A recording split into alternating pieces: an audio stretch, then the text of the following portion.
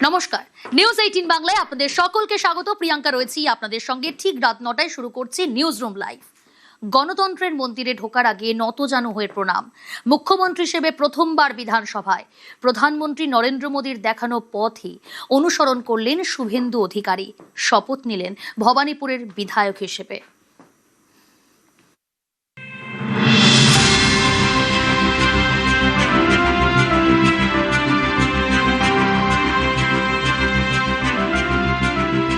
গণতন্ত্রের শেষ কথা বলেন গণদেবতা।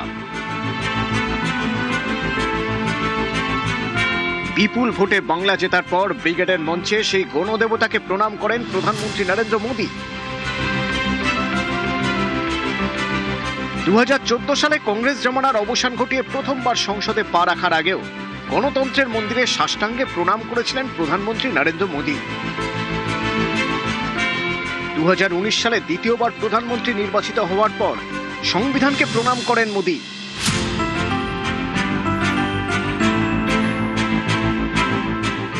নরেন্দ্র মোদীর দেখানো পথেই শুভেন্দু অধিকারী। পশ্চিমবঙ্গের মুখ্যমন্ত্রী হিসেবে প্রথমবার বিধানসভায় ঢোকার আগে গণতন্ত্রের মন্দিরে প্রণাম করলেন।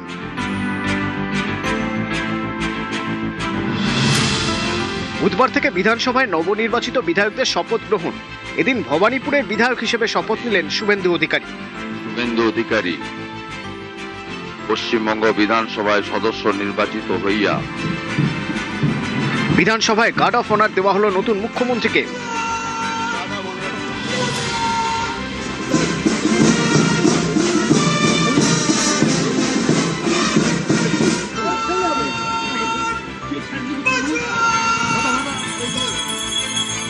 বিধানসভায় নিজের ঘরে পুজো করেন মুখ্যমন্ত্রী।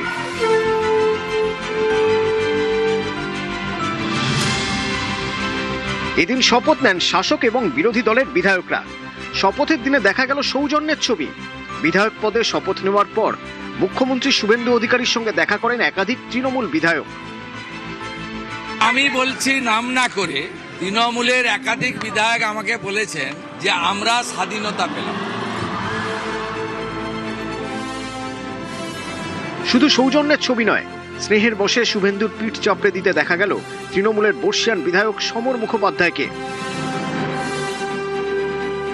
প্রথম আসি 1982, শিশির অধিকারী আমি একসঙ্গে, আমরা কুলোড়াকু ছিলাম। তার ছেলে আজকে মুখ্যমন্ত্রী, শিশিরের বেটা। হ্যাঁ, শপথ নেওয়ার সময় তিনি উঠে দাঁড়ালো, আশীর্বাদ করলেন। যাই হোক, এটা বাঙালির কালচার। বললাম দীর্ঘজীবী হও, ভালো করে কাজ করো, বাংলা তোমাকে দায়িত্ব দিয়েছে, বাঙালির অনেক প্রত্যাশা। রাজনৈতিক মতাদর্শে ভিন্নতা থাকতে পারে, আমি ব্যক্তিগতভাবে যেটা বলেছে সেটা আপনাদেরকে বলতে যাব কেন? বিধায়কদের শপথ, বিধানসভায় সৌজন্য এবং মিষ্টি। মুর্শিদাবাদ থেকে ছানা বড়া আর মনোহরা নিয়ে এসেছিলেন হুমায়ুন কবির। হাতে মিষ্টি, মুখে শুভেন্দুর প্রশংসা। ব্যক্তিগত শুভেন্দু অধিকারীর সঙ্গে বর্তমান মুখ্যমন্ত্রীর সঙ্গে আমার সুসম্পর্ক রয়েছে। রাজনৈতিক বিরোধিতা থাকবে। কি মিষ্টি খাওয়ালেন? আমি তো নিয়ে এসেছি বিখ্যাত ছানা বড়া মুর্শিদাবাদের, আর মনোহারা। শপথ নিয়ে গানও ধরলেন বিজেপি বিধায়ক অসীম সরকার। দিদি হেরে গিয়েছে, বাংলায় শান্তি এসেছে, দেখো চারিদিকে বাংলা ভরে পদ্মগন্ধ ছুটেছে, হেরে গিয়েছে, বাংলায় শান্তি ফিরেছে। 2023 সালে ভাঙড়ে আইএসএফ বিধায়ক নওশাদ সিদ্দিকীর গাড়ি ভেঙে দেওয়ার অভিযোগ উঠেছিল তৃণমূলের বিরুদ্ধে। এদিন সেই ভাঙা গাড়ি নিয়েই বিধানসভায় শপথ নিতে যান নওশাদ।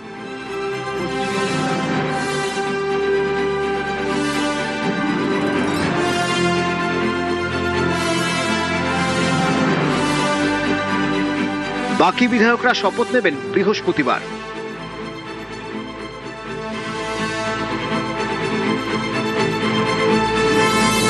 নিউজ 18 বাংলা। স্বাস্থ্যে নজর।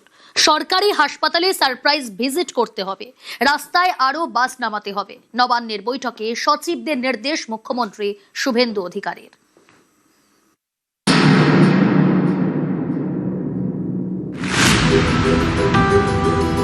সরকারি হাসপাতাল রাজ্যের কোটি কোটি বাসিন্দার বড় ভরসা। সেই সরকারি হাসপাতাল নিয়ে ভুরি ভুরি অভিযোগ। বাইরে থেকে ঝাঁ চকচকে বিল্ডিং, ভিতরে প্রায় ফাঁপা। এই ছবিটা বদলাতে কড়া মুখ্যমন্ত্রী শুভেন্দু অধিকারী। বুধবার 41টি দপ্তরের সচিবদের নিয়ে নবান্নে বৈঠক করেন মুখ্যমন্ত্রী। মুখ্যমন্ত্রী শুভেন্দু অধিকারী নির্দেশ দেন, সরকারি হাসপাতালগুলিতে নজরদারি চালাতে হবে, সারপ্রাইজ ভিজিট করতে হবে। পরিষেবা পেতে যেন কোনো সমস্যা না হয় সেটা নিশ্চিত করতে হবে। মুখ্যমন্ত্রী জানান, প্রয়োজনে সরকারি হাসপাতালগুলিতে তিনি নিজে যাবেন। জেলার হাসপাতালগুলিতে সারপ্রাইজ ভিজিট করতে নির্দেশ বিধায়কদের।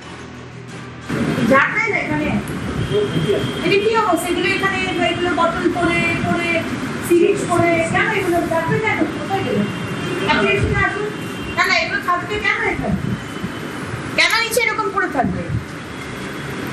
তারা প্রাইভেট হাসপাতালের সুবিধা নিতে পারে না, সরকারি হাসপাতালে আসতে বাধ্য, তাই জন্য এই অবস্থায় থাকতে হবে, চিকিৎসা করতে হবে। প্লিজ আমরা একটু টলারেট করবো না, একটু দেখে নিন আপনি কি অবস্থা এগুলো। কি হবে এখানে? চাদর পরে, গ্লাভস পরে, এগুলো কি? What is this? আপনি এখনই বলুন। সরকারি বাস অনেক কম খরচে যাতায়াত। এই সরকারি বাস রাস্তায় এখন হাতে গোনা, সেভাবে পাওয়াই যায় না। গ্যারেজে পড়ে পড়ে নষ্ট হচ্ছে। এর ফলে সাধারণ মানুষের ভোগান্তির এক শেষ। এ নিয়েও এদিনের বৈঠকে আলোচনা হয়। রাজ্যে পর্যাপ্ত ইলেকট্রিক বাস কেন নামানো হয়নি, পরিবহন দপ্তরের সচিবের থেকে জানতে চান মুখ্যমন্ত্রী। নির্দেশ দেন, পরিবহন দপ্তরকে প্রয়োজনীয় পদক্ষেপ করতে হবে। রাজ্য জুড়ে আরও ইলেকট্রিক বাস নামাতে হবে। নিউজ 18 বাংলা। কথায় আছে মাছে ভাতে বাঙালি। রাজ্যে এবার 5 টাকায় মিলবে মাছ ভাত। তৃণমূল আমলে 5 টাকায় মিলত ডিম ভাত। বিজেপি সরকার দিচ্ছে 5 টাকায় মাছ ভাত। খুব তাড়াতাড়ি জারি হবে সরকারি নির্দেশিকা।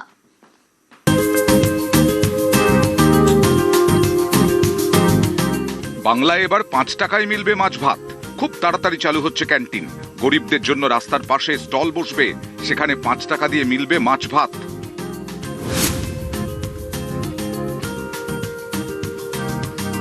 তৃণমূল আমলে 5 টাকায় ডিম ভাত পাওয়া যেত। বাংলার প্রথম বিজেপি সরকার 5 টাকায় মাছ ভাত খাওয়াবে। ইতিমধ্যেই পরিকল্পনা করে ফেলেছে শুভেন্দু অধিকারীর সরকার। খুব তাড়াতাড়ি সরকারি নির্দেশিকা জারি করা হবে। এই প্রকল্পে উপকৃত হবেন লক্ষ লক্ষ দিন আনা দিন খাওয়া মানুষ। বাঙালি মানেই মাছ ভাত। গত কয়েক বছরে এই মাছ বাঙালির খাবার প্লেট থেকে বেরিয়ে রাজনীতির হেঁসেলে ঢুকে পড়েছে। বিজেপিকে বাঙালি বিরোধী হিসেবে দাগিয়ে দিতে বারবারই মাছ ভাতকে রাজনৈতিক অস্ত্র হিসেবে ব্যবহার করেছে তৃণমূল।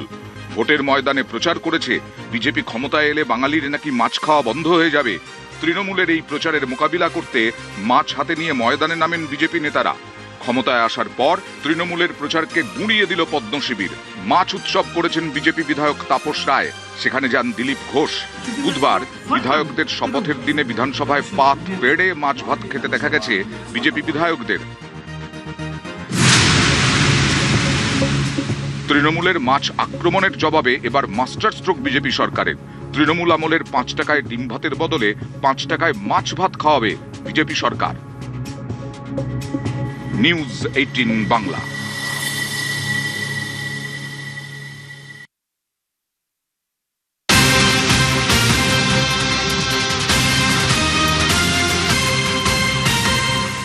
ব্রেকিং নিউজ এই মুহূর্তে। গো হত্যা বন্ধে করা রাজ্য সরকার। গো হত্যা রুখতে একাধিক নির্দেশ জারি। শংসাপত্র ছাড়া গো হত্যা নিষিদ্ধ করল রাজ্য। শংসাপত্র থাকলেও প্রকাশ্যে গো হত্যা নয়। সরকারি নির্দেশ অমান্যে জেল ও জরিমানা। আদালতের নির্দেশ মেনে বিজ্ঞপ্তি জারি। আরো একবার আপনাদের জানিয়ে রাখি, গো হত্যা বন্ধে করা রাজ্য সরকার। গো হত্যা রুখতে একাধিক নির্দেশ জারি। শংসাপত্র ছাড়া গো হত্যা নিষিদ্ধ করল রাজ্য। শংসাপত্র থাকলেও প্রকাশ্যে গো হত্যা নয়। সরকারি নির্দেশ অমান্যে জেল ও জরিমানা। আদালতের নির্দেশ মেনে বিজ্ঞপ্তি জারি। গোহত্যা বন্ধে করা রাজ্য সরকার, গোহত্যা রুখতে একাধিক নির্দেশ জারি। শংসাপত্র ছাড়া গোহত্যা নিষিদ্ধ করল রাজ্য। শংসাপত্র থাকলেও প্রকাশ্যে গোহত্যা করা যাবে না। সরকারি নির্দেশ অমান্যে জেল ও জরিমানা। আদালতের নির্দেশ মেনেই বিজ্ঞপ্তি জারি।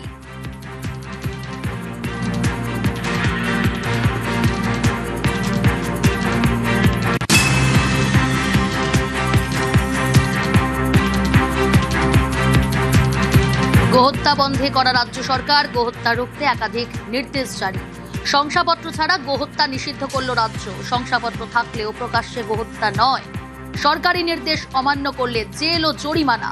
আদালতের নির্দেশ মেনেই বিজ্ঞপ্তি জারি।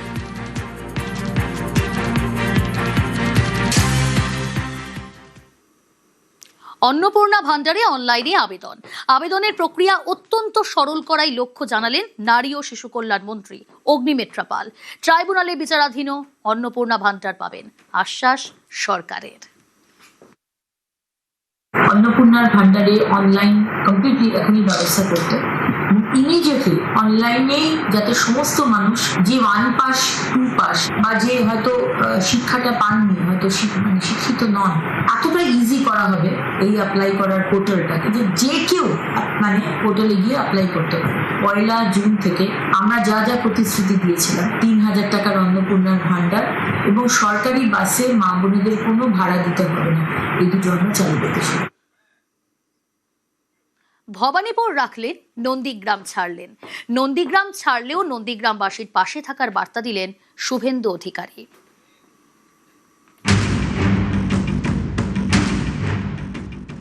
আমি 2 জায়গার এমএলএ হিসেবে তো শপথ নিতে পারি না। আমি ভবানীপুর থেকে শপথ নিলাম মানে আমাকে সংবিধান আইন অনুযায়ী নন্দীগ্রামটা ছাড়তে হবে এবং নন্দীগ্রামের মানুষ তাদের আমি আগামী 5 বছর বুঝতে দেব না যে তাদের বিধায়ক শুভেন্দু অধিকারী নয়। শিক্ষা আইন এবার পাবে ঊর্ধ্বগামী সিঁড়ি, বেকারত্ব থাকবে না আর বুঝবে দাদাগিরি। এবারের বিধানসভা নির্বাচনে 2টি আসন থেকে জিতেছেন শুভেন্দু অধিকারী, নন্দীগ্রাম এবং ভবানীপুর। তারপর থেকেই রাজনৈতিক মহলে কৌতূহল ছিল শেষ পর্যন্ত কোন আসনটি রাখবেন তিনি। বুধবার সেই প্রশ্নের উত্তর মিলে গেল। বিধানসভায় ভবানীপুরের বিধায়ক হিসেবে শপথ নিলেন শুভেন্দু অধিকারী। আমি শুভেন্দু অধিকারী পশ্চিমবঙ্গ বিধানসভায় সদস্য নির্বাচিত হইয়া ঈশ্বরের নামে শপথ করিতেছি যে বিধি দ্বারা স্থাপিত ভারতের সংবিধানের প্রতি আমি অকৃত্রিম নিষ্ঠা ও আনুগত্য পোষণ করিব। আমি 2 জায়গার এমএলএ হিসেবে তো শপথ নিতে পারি না। আমি ভবানীপুর থেকে শপথ নিলাম মানে আমাকে সংবিধান আইন অনুযায়ী নন্দীগ্রামটা ছাড়তে হবে। নন্দীগ্রাম আসনটি ছেড়ে দিলেও নন্দীগ্রামের পাশেই থাকবেন তিনি। বিধায়ক হিসেবে শপথের পরে বার্তা মুখ্যমন্ত্রীর। আমি নন্দীগ্রামের মানুষকে কথা দিতে পারি, 2009-এর 5ই জানুয়ারি ফিরোজা বিবি জেতানোর পর থেকে আমি এমএলএ ছিলাম না, কিন্তু আমি নন্দীগ্রামের সব দেখাশোনা করেছি। এখানেও একজন প্রতিনিধি থাকবেন বা তাকে নন্দীগ্রামের মানুষ নির্বাচিত করবে। কিন্তু নন্দীগ্রামে বিধায়কের পরিষেবা থেকে শুরু করে আমি নির্বাচন চলাকালীন যে সমস্ত উন্নয়নের প্রতিশ্রুতি দিয়েছিলাম, আমি অন্য এলাকার উন্নয়নের সাথে সাথে নন্দীগ্রামে দেওয়া আমার কথাও আমি কার্যকর করব এবং নন্দীগ্রামের মানুষ তাদের আমি আগামী 5 বছর বুঝতে দেব না যে তাদের বিধায়ক শুভেন্দু অধিকারী নয়। নন্দীগ্রামের পাশে শুভেন্দু অধিকারী, শুভেন্দুর জন্য পুজো নন্দীগ্রামে। নন্দীগ্রামকে উনি কোনোদিন ভুলবেন না এবং নন্দীগ্রামের বিধায়ক পদে না থাকলেও নন্দীগ্রামে যা উন্নয়ন হওয়ার সুন্দরভাবে হবে। আমরা জানি ওনার সঙ্গে যে আমাদের সম্পর্ক, এটা সারা জীবনের শেষ দিন পর্যন্ত অটুট থাকবে। নন্দীগ্রাম মানে শুভেন্দু অধিকারী আর শুভেন্দু অধিকারী মানে নন্দীগ্রাম, এবং পরবর্তীকালে নন্দীগ্রামে যেই বিধায়ক হন না কেন সেটা শুভেন্দুবাবুর আইকনের উপরেই হবেন। 2011 সালে রাজ্যে পালা বদলের অন্যতম কাণ্ডারি নন্দীগ্রাম। এখানকার জমি আন্দোলন ঝড় তুলেছিল, পরিবর্তনের ঝড়। নন্দীগ্রাম আন্দোলনের হাত ধরে রাজ্য রাজনীতিতে শুভেন্দু অধিকারীর উত্থান। তারপর থেকে কখনো নন্দীগ্রামের হাত ছাড়েননি শুভেন্দু। নন্দীগ্রামও পাশে থেকেছে শুভেন্দুর। এই নন্দীগ্রামেই রাজ্যের মুখ্যমন্ত্রীকে হারিয়ে ইতিহাস গড়েছেন শুভেন্দু অধিকারী। এখান থেকেই 3 বারের বিধায়ক। এবার ভোটে জিতেই তাই নন্দীগ্রামে পৌঁছে গিয়েছিলেন শুভেন্দু অধিকারী। আমার পার্টির কেন্দ্রীয় নেতারা যেটা ঠিক করবেন সেটাই হবে, যে কোনো একটা সিট ছাড়তে হবে।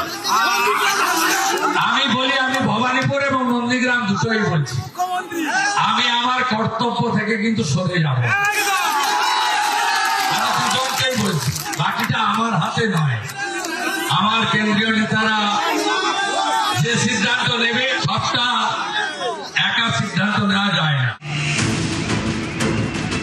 26-এর লড়াই একটু অন্যরকম ছিল। এবার নন্দীগ্রামের পাশাপাশি ভবানীপুর থেকেও ভোটে দাঁড়ান শুভেন্দু। মমতা বন্দ্যোপাধ্যায়ের ঘরের মাঠ, সেখানেই তাকে হারালেন।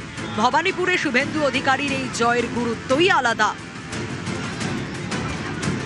शुभेंदु दा ने गत चुनाव में दीदी को नंदीग्राम में हराया था। दीदी इस बार तो शुभेंदु दा ने आपके घर में आकर हराया है। मैं भवानीपुर की जनता का भी बहुत बहुत हृदय पूर्वक धन्यवाद करना चाहता हूँ। নন্দীগ্রামের মানুষ, তাদের আমি আগামী 5 বছর বুঝতে দেব না যে তাদের বিধায়ক শুভেন্দু অধিকারী নয়। নিউজ 18 বাংলা।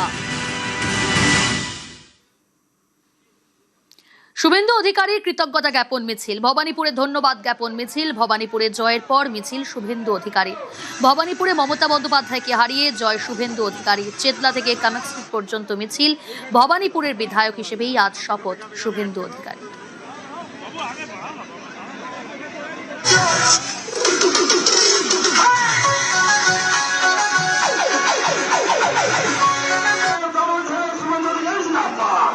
শুভেন্দু অধিকারীর কৃতজ্ঞতা জ্ঞাপন মিছিল, ভবানীপুরে ধন্যবাদ জ্ঞাপন মিছিল। ভবানীপুরে জয়ের পর মিছিল শুভেন্দু অধিকারী। ভবানীপুরে মমতা বন্দ্যোপাধ্যায়কে হারিয়ে জয় শুভেন্দু অধিকারীর আজ ধন্যবাদ জ্ঞাপন মিছিল করলেন তিনি। চেতলা থেকে ক্যামাক স্ট্রিট পর্যন্ত হয় সেই মিছিল। ভবানীপুরের বিধায়ক হিসেবে আজ শপথ গ্রহণ শুভেন্দু অধিকারী।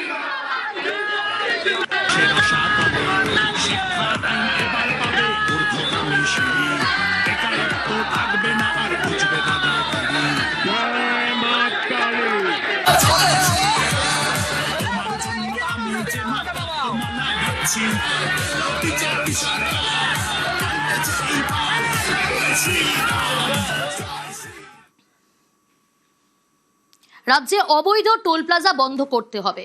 রাস্তায় কোনো ব্যারিকেড রাখা যাবে না, সব জেলা শাসকদের নির্দেশ মুখ্য সচিব মনোজ আগরওয়ালের। আর এরপরই অনেক অবৈধ টোল প্লাজায় তালা।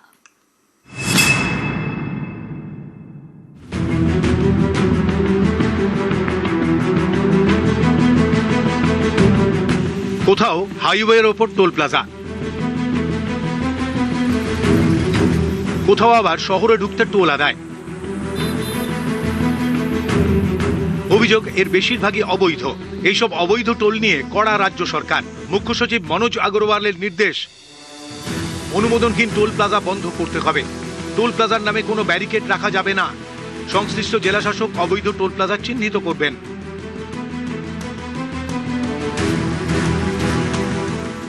কোনো অবৈধ টোল যেগুলোর কোনো লিগ্যালিটি নেই, বিভিন্ন জায়গায় তৃণমূলের ক্যাডাররা বাঁশ লাগিয়ে রাস্তা বন্ধ করে টোল আদায় করেছে, সেরকম কোনো ইলিগাল কাজ করা যাবে না। বীরভূমের ইলাম বাজার, এখানে অজয় নদের উপর টোল প্লাজা। বীরভূম থেকে দুর্গাপুর যাতায়াতের সময় এই টোল প্লাজা পড়ে। অভিযোগ এই টোল প্লাজার মেয়াদ শেষ হয়ে গিয়েছে, কিন্তু তাতে কি টোল নেওয়া বন্ধ হয়নি। সরকার বদলের পরে এই টোল প্লাজায় এবার তালা। এখানে 4 মে বন্ধ হয়ে যায় টোল আদায়। মঙ্গলবার বিকেলে ফের খোলে। বুধবার সকালে অফিস ঘরে তালা।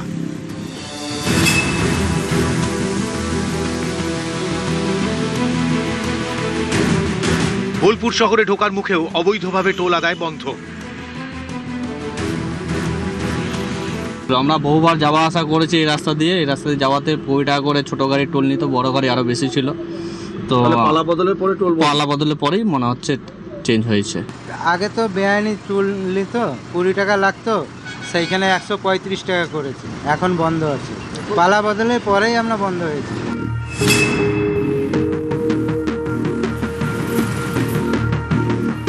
পশ্চিম বর্ধমানের বারাবণী বিধানসভা এলাকার রূপনারায়ণপুর, পাশেই ঝাড়খণ্ড। এমন একটি জায়গায় রয়েছে টোল প্লাজা। অবাধে টোল ছাড়াই গাড়ি যাতায়াত করছে। গাড়ি চালকরা জানাচ্ছে যে এই টোল প্লাজাতে অবৈধভাবে টাকা আদায় করত টোল প্লাজা কর্মীরা। এই মুহূর্তে টোল প্লাজাতে দেখতে পাচ্ছি কোনো কর্মী নেই। पहले तो यहाँ 120 रुपये लेता था बोला टोल टैक्स। क्या बोल के लेता था? टोल टैक्स है। तो ये जायज था क्या? नाजायज था, जायज थोड़ी था। जायज रहता तो रहता ना, भागा का है। अभी 1 रुपया नहीं लग रहा जब से बीजेपी जीता है।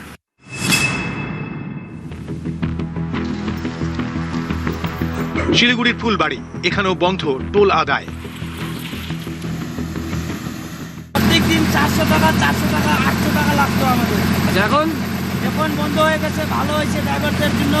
টোল বন্ধ হতে খুশি? একদম খুশি। এখন রাস্তাতে পুলিশও কম করে না। অভিযোগ, এইসব অবৈধ টোল প্লাজাগুলি থেকে জোর করে টাকা আদায় চলতো। যে যেমন খুশি টোল নিত, ভুগতে হতো সাধারণ মানুষকে। এবার থেকে এসব বন্ধ। নিউজ 18 বাংলা।